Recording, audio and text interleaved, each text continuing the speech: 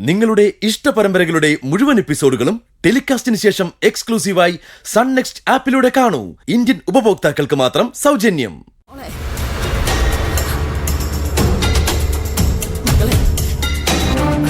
അതെ അമ്മേ, അവ്യക്തമായിട്ടാണെങ്കിലും സൂര്യന്റെ പേര് തന്നെയാ പറഞ്ഞത്.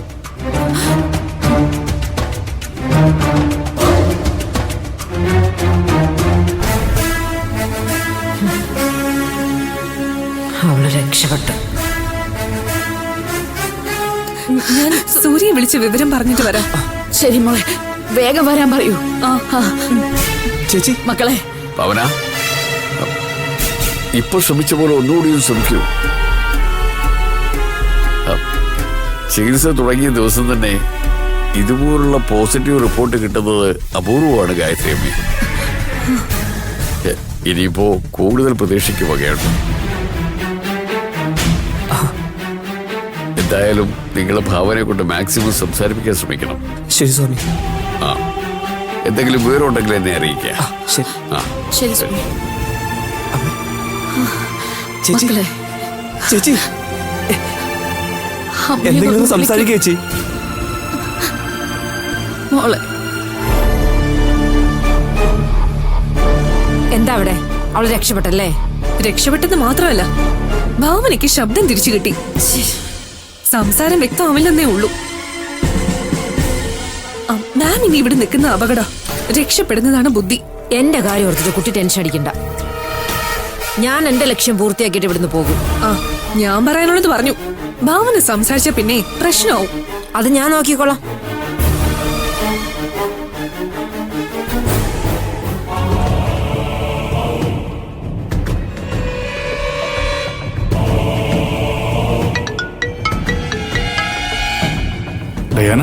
ഒരു ഫസ്റ്റ് അറ്റംപ്റ്റ് ഞാൻ നടത്തിയതാ. പക്ഷേ മുടിനാരയുടെ വ്യത്യാസത്തിൽ അവൾ രക്ഷപ്പെട്ടത്. എന്താണ് അവളെ നീ ചെയ്തേ? അതൊക്കെ പിന്നെ വിശദമായി പറയാം സാർ. അവൾക്ക് ഇനി ഇവിടെ ഒരു സമാധാനവും ഞാൻ കൊടുക്കില്ല.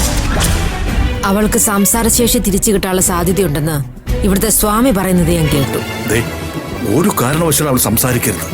അതിനു മുമ്പ് അവളെ തീർക്കണം. ഞാൻ ഏറ്റു സാർ.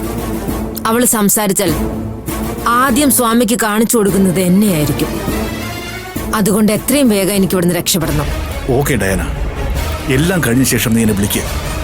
അപ്പോഴേക്ക് ബാക്കി ഏർപ്പാടൊക്കെ ഞാൻ ചെയ്തോളാം. Okay sir.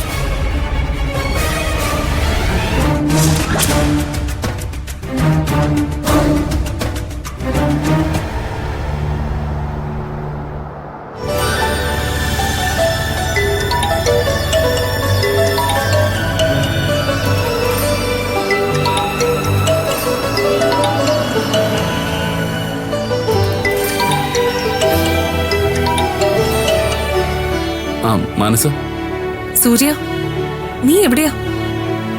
ഞാൻ അങ്ങോട്ട് വന്നോണ്ടിരിക്കുക. എന്താ മനസ്സ? സൂര്യ, ഒരു സന്തോഷ വാർത്ത പറയാനുണ്ട്. എന്താ? ഭാവനയ്ക്ക് എന്തോ മിറക്കൽ സംഭവിച്ചിട്ടുണ്ട്. എന്താ മനസ്സ്? എന്താ ഉണ്ടായത്?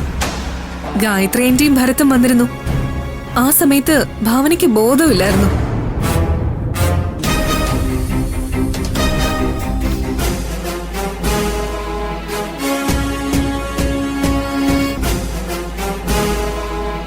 എന്താ? ഇപ്പൊ ബോധം വന്ന ശേഷം ഭാവന സംസാരിക്കാൻ ശ്രമിക്കുന്നുണ്ട്. പക്ഷെ ഒന്നും വ്യക്തമാവുന്നില്ല. നേരാണോ മനസ്സ് നീ പറയുന്നത്? സത്യമാണ് സൂര്യ. ഒന്ന് വേഗം വാ. ഞാൻ വരുന്നു. ശരി സൂര്യ.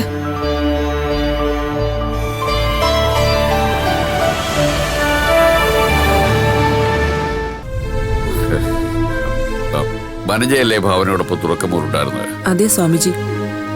ഭാവനയുടെ കഴുത്തിൽ കണ്ട പാടുകൾ ശിരോധാര ചെയ്യുമ്പോ ശ്രദ്ധയപ്പെട്ടില്ലായിരുന്നു. ശ്രദ്ധിച്ചില്ല സ്വാമി. ആരും അങ്ങനെ ഒരു പാടിന്റെ കാര്യം പറഞ്ഞില്ല സ്വാമി. സ്വാമിജി, ആ പേഷ്യന്റിന്റെ കഴുത്തിൽ നേരത്തെ കോളർ ഇട്ടിട്ടുണ്ടെന്ന് പറഞ്ഞായിരുന്നു. ഇനി അതിൻ്റെതാവൂ? അങ്ങനെ വരാനുള്ള സാധ്യതയുണ്ട്. അങ്ങനെ ഒരു പാട് എന്റെ ശ്രദ്ധയപ്പെട്ടിരുന്നില്ല. അതുകൊണ്ടാണ് ഞാൻ വനജയോട് ചോദിച്ചത്. അല്ലെങ്കിൽ ഭാവനയുടെ വന്നതിന് ശേഷം സംഭവിച്ചായിരിക്കാം പാട്. എന്നാൽ എങ്ങനെ? അതാണ് എന്റെ ചോദ്യം. നിങ്ങളുടെ ആരുടെയെങ്കിലും ഭാഗത്തു നിന്നുള്ള അശ്രദ്ധ കൊണ്ട് ഭാവന നിലത്ത് വീഴുകയോ മറ്റോ ചെയ്തു? അയ്യോ ഇല്ല സ്വാമിജി. അല്ല, എനിക്ക് ഭാവനയോട് ചോദിക്കാൻ പറ്റില്ലല്ലോ. അതുകൊണ്ടാണ് നിങ്ങളോടൊക്കെ ചോദിച്ചത്. എന്തായാലും പേഷ്യന്റിനെ നല്ലപോലെ കെയർ ചെയ്യണം. വനജയെ കൊണ്ട് മാത്രം പറ്റിയില്ലെങ്കിൽ ഒരാളെ കൂടെ വിളിച്ചാൽ മതിയല്ലോ. ശരി സ്വാമിജി. എന്നാ ശരി, വനജ പൊക്കോളൂ. ശരി സ്വാമിജി.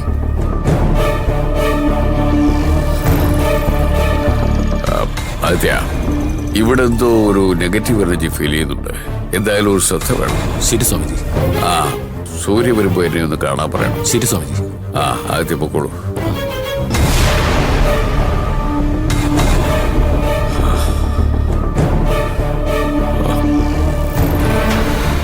മക്കളെ, സ്വാമി പറഞ്ഞത് കേട്ടില്ലേ? എന്തെങ്കിലും ഒന്ന് സംസാരിക്കേ. മക്കളെ പറ്റും, നീ ശ്രമിക്കേ. ശ്രമിക്കേച്ചി, പറയേ.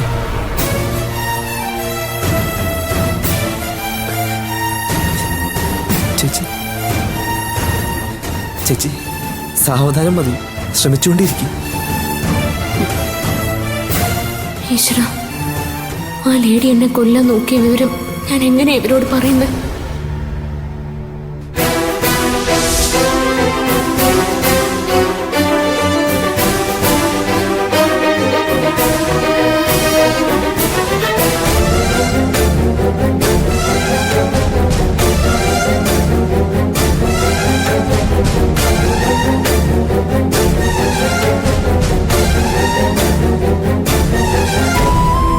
ഇതോടെ എന്റെ മോളുടെ എല്ലാ ബുദ്ധിമുട്ടുകളും മാറ്റിക്കൊടുക്കണേ.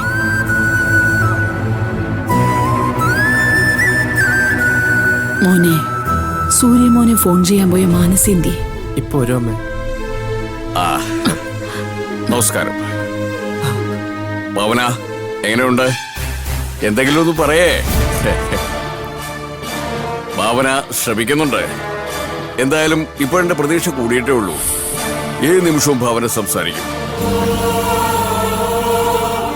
ഭാവനയെ കൂടുതൽ സന്തോഷിപ്പിക്കുന്ന എന്തെങ്കിലുമൊക്കെ പറഞ്ഞു നോക്കണം. ചിലപ്പോ ഭാവനയ്ക്ക് പ്രതികരിക്കാനുള്ള ടെൻഡൻസി ഉണ്ടാവും. ചേച്ചി, എന്തെങ്കിലും ഒന്ന് പറയേച്ചി. ഞാൻ എങ്ങനെയാടാ പറയേണ്ടത്? എന്നെ കൊണ്ട് പറ്റുന്നില്ല. മോളെ, അമ്മയെന്ന് വിളിക്കേ.